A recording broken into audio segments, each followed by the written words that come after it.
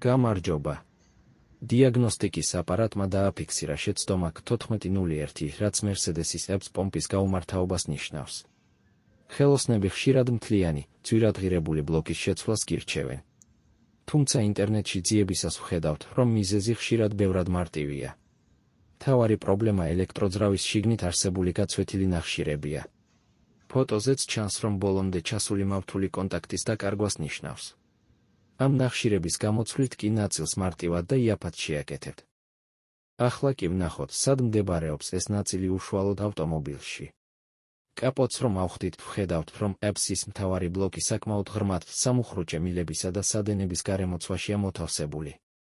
ბლოკის უსაფრთხოდ ამოსაღებად ჯერ ფრთხილად უნდა ჩავხსნათ მთავარი ელექტროშტეკერი, შემდეგ კი რიგრიგობით ამოხრახნოთ სამუხრუჭე სითხის მილები. გაითვალისწინეთ, რომ ამ დროს აუცილებლად დაიქცევა ცოტა სითხე, ამიტომ წინასწარ დააფინეთ ჩვარი, რომ გარშემო დეტალები არ დაისვაროს. ბოლოს ვხსნით ძირითად სამაგრ ჭანჭიკებს და ბლოკიც მზადაა ამოსაღებად. მართალია, მიდგომა ოდნავ მოუხერხებელია, მაგრამ როგორც ხედავთ, და მოუკიდებლად ამის გაკეთება სავსებით შესაძლებელია. როგორც იქნა, ბლოკი მანქანიდან ამოვიღეთ და სამუშაო მაგიდაზე გადმოვიტანეთ. ახლა ყველაზე მთავარ ეტაპზე გადავდივართ, უშუალოდ პომპის ელექტროძრავის გახსნაზე.